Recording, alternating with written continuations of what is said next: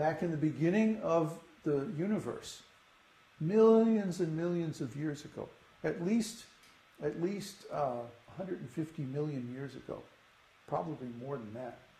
Krishna spoke the same knowledge in Bhagavad-gītā to the sun god.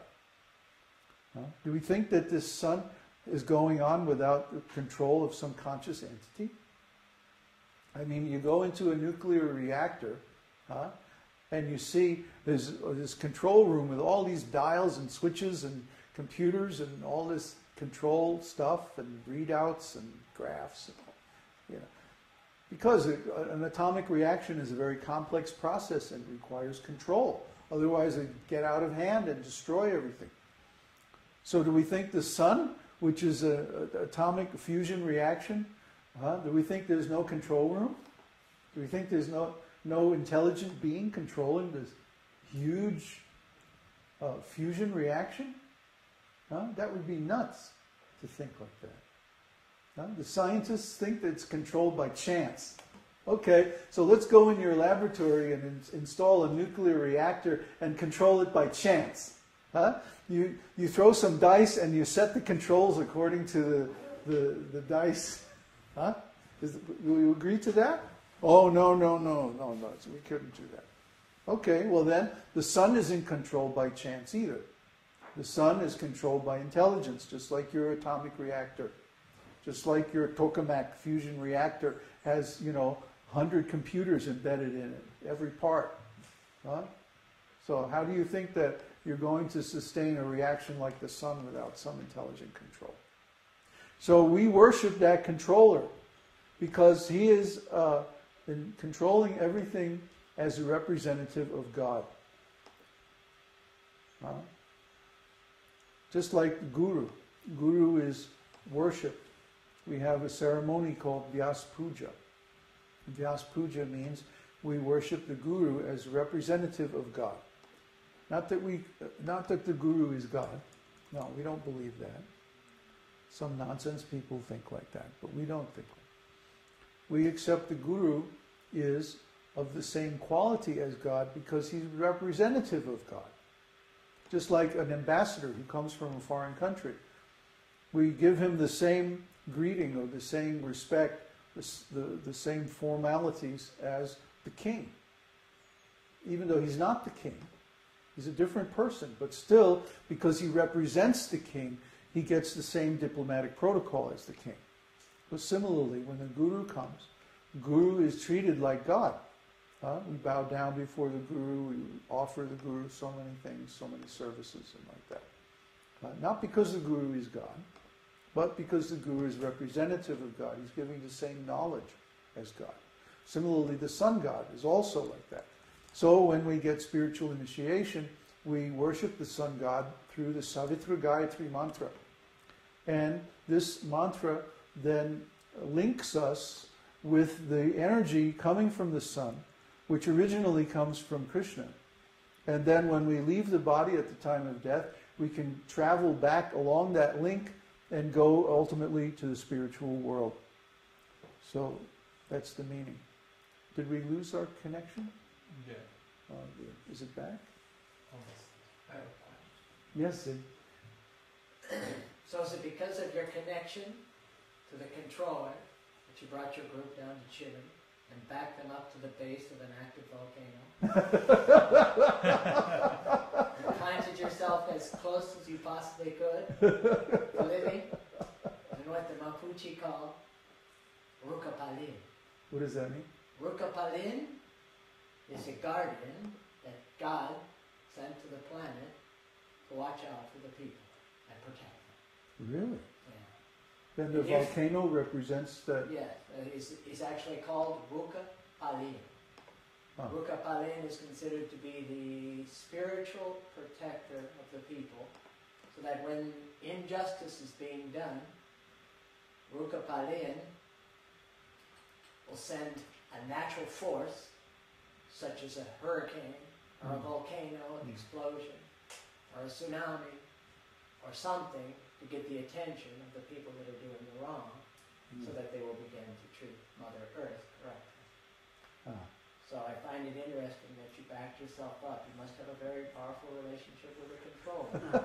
You back yourself up and set yourself as close as you can get Just about. to an active volcano. That's great. We want to learn more about the Mapuche tradition. You know, they're very interesting people, and I have a suspicion that they are related to the Vedic civilizations in the ancient past, just like the Mayans. The Lakota, yeah. But if you go back far enough, you find there is one culture, and which is centered on God, and our relationship with the earth, because the earth is God's energy. If we mistreat the earth, well, what does that say about, you know, who we are as people, what kind of consciousness that we're in? So we want to make sure that we treat the earth properly, and we also want to make sure we treat people nicely too. So our culture, our spiritual culture, is based on. We lost the connection again? Yeah. Oops. Okay, restart. So our culture is based on hospitality, actually. That in fact, our values are, if we were doing everything, you know, the way we were supposed to do, that whenever we make food, we would go outside and call, "Hey, is anybody hungry?" And that even if an enemy comes to our place, that we receive them with hospitality. We don't receive them with anger, hostility. And if they insist, okay, we really want to fight, okay, well, let's go away from the village, away from the women and children, out in the middle of nowhere, and we can fight there. Okay, but don't destroy everything. Don't hurt anybody. This modern warfare where they attack the people, this is horrible. So this is not civilization. We want to reintroduce actual civilization, which is based on God, and which is where we take care of God's planet, God's people, God's possessions, His plants, His animals, everybody like that. So we want to introduce that. But I think we're going to have to wait until the other thing crashes.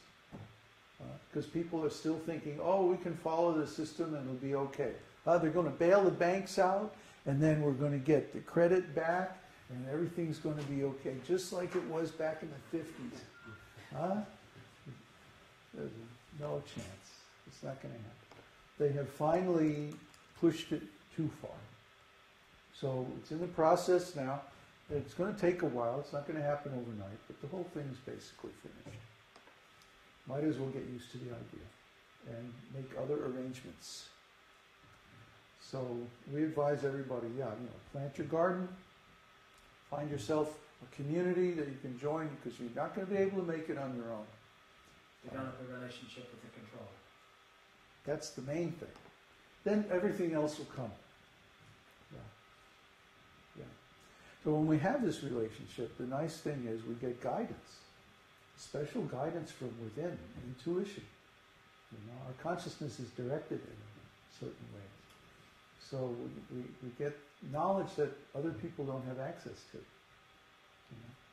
And it's not that we want to gloat. I mean, we love them, but we